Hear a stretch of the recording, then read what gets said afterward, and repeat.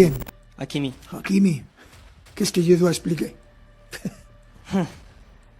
Je dois expliquer le niveau de Hakimi. Il est titulaire avec tous les intérêts, il joue à très haut niveau tous les temps.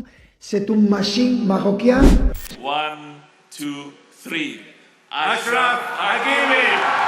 اوروبا كلها وقفات احتراما لواحد الفريق ولواحد اللاعب بالذات. باريس سان جيرمان اخيرا كيكسر النحس وكيرفع اغلى كاس في العالم تشامبيونز ليغ. لكن وسط هذه الفرحه الهستيريه كانت كاينه واحد القصه اخرى، قصه كتخلي اي واحد يوقف ويصفق. قصه بطل مغربي سميتو اشرف حكيمي. ما كانش غير لاعب كيرفع الكاس، حكيمي كتب سميتو باحرف من ذهب كواحد من الاساطير كرة القدم بالتتويج ديالو بثالث كأس تشامبيونز ليغ في مسيرته. انجاز اللي كيحلموا به اساطير كبار وما قدروش يوصلوا ليه. ولكن قبل ما نهضروا على الفرحة ديالو، واش عارفين شنو داز على حكيمي هذا العام؟ واش عارفين الجحيم اللي عاشوا مع الاصابات وكيفاش رجع من الموت الكروي عريس تشامبيونز ليغ؟ قبل ما نكملوا بغيتكم تهبطوا للتعاليق وتجاوبوني بصراحة، واش في يوم من الأيام شكيتوا باللي حكيمي يقدر يرجع لمستواه بعد الإصابة؟ وقف الفيديو وهبط كتب رأيك دابا.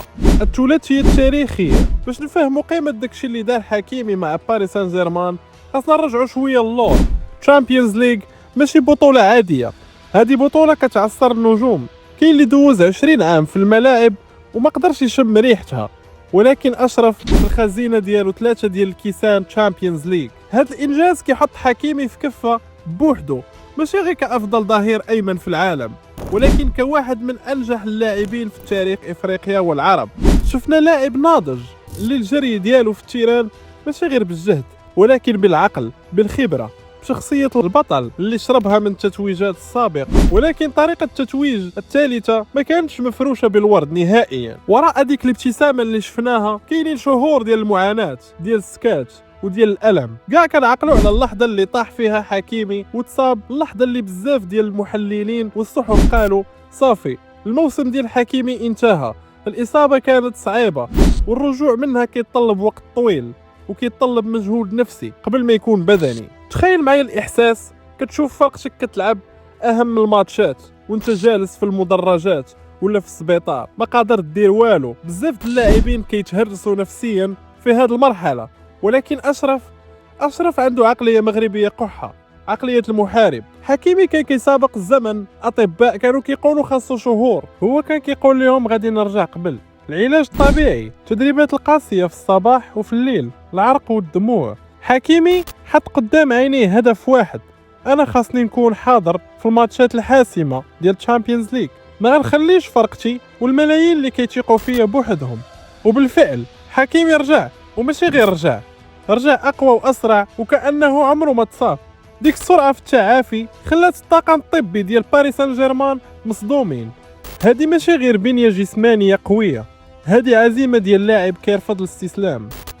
وهكذا وصلنا الليلة ديال 30 ماي 2026، نهائي دوري أبطال أوروبا في ملعب بوشكاش أرينا في العاصمة المجرية بودابست.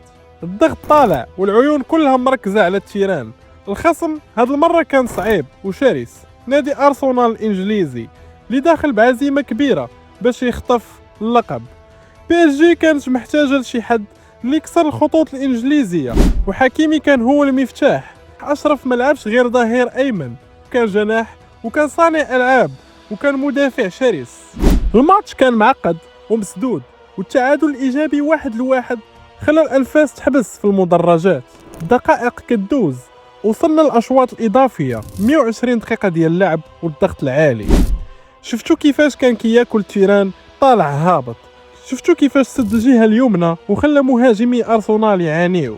كل انطلاقة ديالو كانت كتشكل خطر، وكل رجعة ديالو كانت كتعتق باريس من هجمة مرتدة قاتلة. المدرب عرف كيفاش يوظف حكيمي، ولكن حكيمي هو اللي حط الروح ديالو في التيران. اللياقة البدنية ديالو خيالية بالنسبة للاعب عادي راجع من الإصابة قوية. باش يلعب 120 دقيقة كاملة بهذا الريتم العالي، هادشي كيبين الاحترافية العالية والالتزام الكبير ديالو. صفر الحكم نهاية 120 دقيقة ومشينا لضربات الجزاء، تفوز ب4 مقابل 3 ضربات الجزاء. وكتتوج ببطلة لأوروبا للمرة الثانية على التوالي. وفي ديك اللحظة الكاميرا مشات نيشان عند أشرف، طاح في الأرض والدموع في عينيه.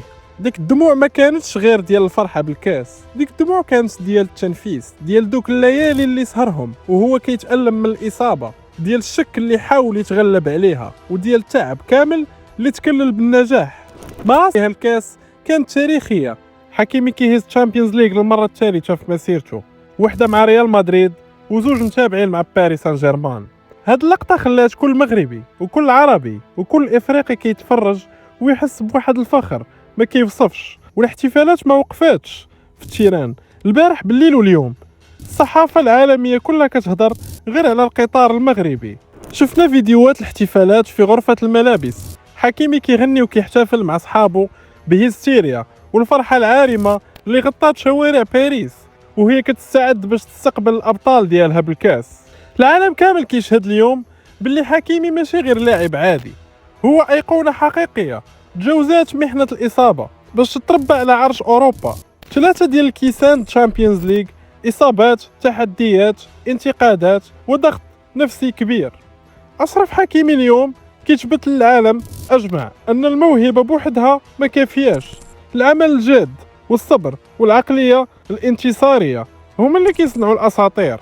حكيمي اليوم ماشي غير فخر للمغرب، حكيمي مثال لكل شاب كيحلم يوصل للقمة وكيتعلم باللي الطيحة ماشي هي النهاية بل هي بداية لرجوع أقوى وأشرس.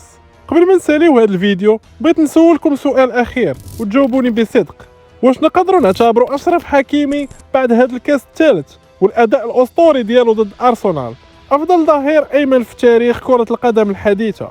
خليو لي الآراء ديالكم في التعاليق لتحت كنقراهم كاملين. إلا عجبكم هذا الفيديو وحسيتوا بهذه القصة ما تنساوش تضغطوا على زر اللايك باش الفيديو يوصل لأكبر عدد ديال الناس، ونصحكم تفرجوا في هذا الفيديو اللي كيبان لكم دابا غيعجبكم أكثر. كان معكم عربينو، تشاو تشاو.